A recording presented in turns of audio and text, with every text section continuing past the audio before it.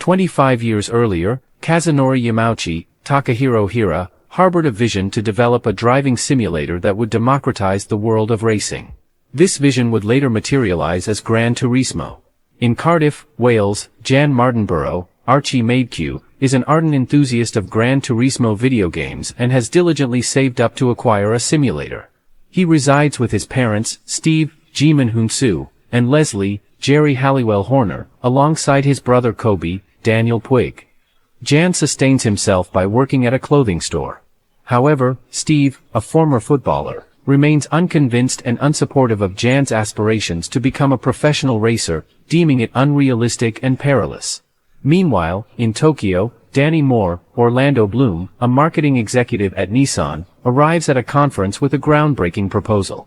He pitches an idea to potential investors, proposing a contest for Gran Turismo players, granting them an opportunity to transition from virtual to real-world racing for Nissan, potentially boosting car sales.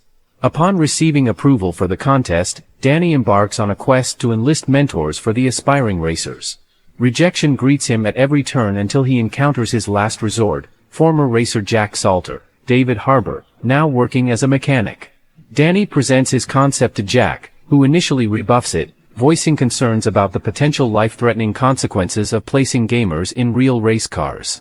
However, after a tense encounter with hot-headed up-and-coming racer Nicky Kappa, Josh Stradowski, Jack has a change of heart, realizing the merit in Danny's proposition. Jan's world takes an unexpected turn when he receives a message inviting him to participate in a simulated race, following an outstanding performance in Gran Turismo at a gamer cafe.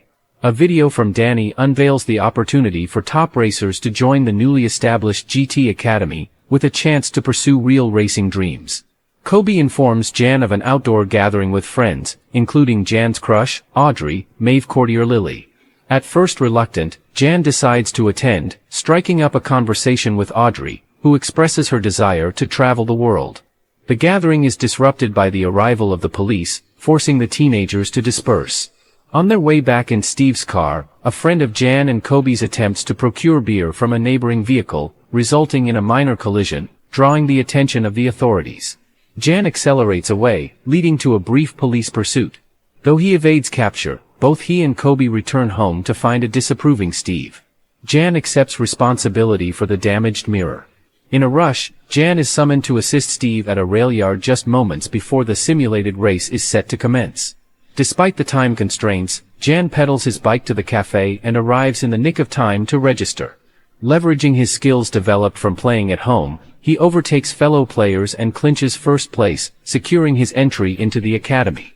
Despite Steve's repeated warnings about the dangers, Jan resolutely reaffirms his determination to prove his detractors wrong, reminding Steve that it was he who instilled in him a love for driving from a young age. Jan's arrival at the GT Academy was accompanied by 9 other potential racers, one of them being the confident Matty Davis, played by Darren Barnett. Jack, still skeptical about the whole endeavor, delivered a far from inspiring speech. The group then commenced rigorous driving exercises and physical training. Unfortunately, 4 racers got disqualified, and Jan found himself on the brink of elimination. During a driving session with Jack, Jan accidentally crashed, despite insisting he had applied the brakes. Later, Jack discovered that the brakes were indeed faulty and informed Jan of another racer's elimination, granting him a spot in the final race. Jan's jubilant shout filled the air. Preparations were made for the qualifying race, where Jan paid tribute to his father by placing a sticker of his father's favorite football team on his helmet.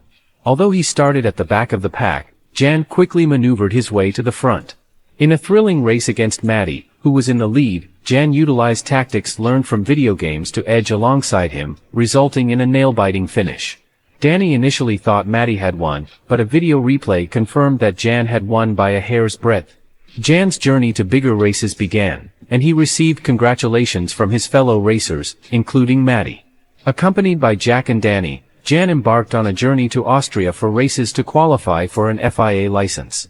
Starting from the very last position, Jan gradually moved up through the ranks, except for one race where Nicky bumped his car off course, preventing him from finishing. With one more race to go in Dubai, Jack set the condition that Jan needed to finish at least 4th to secure his license. In a tense race, Jan managed to overtake Nicky, prompting the antagonistic driver to push his speed too far and collide with another car.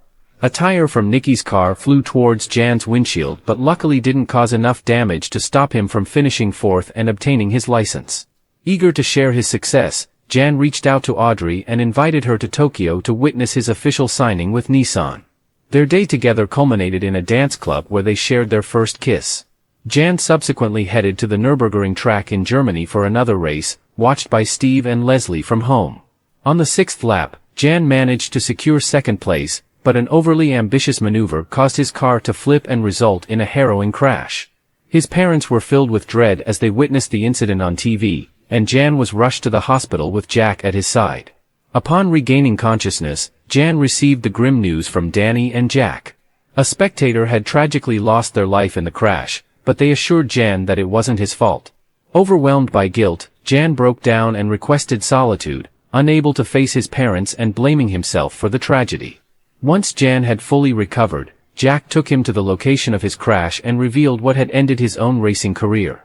Jack had been driving at the Le Mans track and was involved in a fatal accident that took another racer's life. Jack quit racing after that and lived with the regret of not realizing his full potential. He implored Jan not to let the same fate befall him, allowing Jan to take the wheel to finish his lap.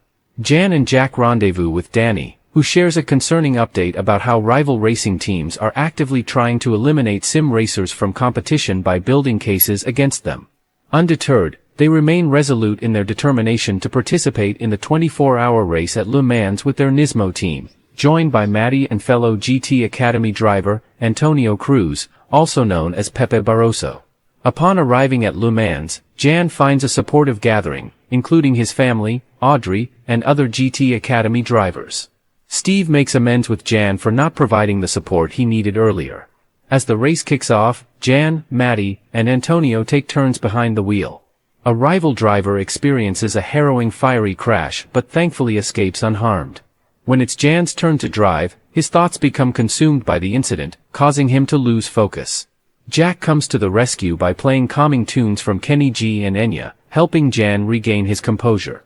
In the final hour and lap of the race, Jan executes a remarkable comeback, dueling fiercely with Nicky. Drawing inspiration from his gaming experience on the Le Mans track and his unique driving style, Jan catches up to Nicky. In a thrilling neck-and-neck race to the finish line, Jan emerges victorious. The entire team and his family rush to the podium to celebrate, while Nicky and his team gracefully accept their defeat. The concluding narrative text highlights the historic impact of Jan Mardenborough and Team Nissan's victory at Le Mans, forever altering the landscape of motorsports. To this day, Jan has competed in more than 200 races, and he even had the opportunity to serve as his own stunt double in the film. Side-by-side images showcase the real Jan and his family alongside their on-screen counterparts.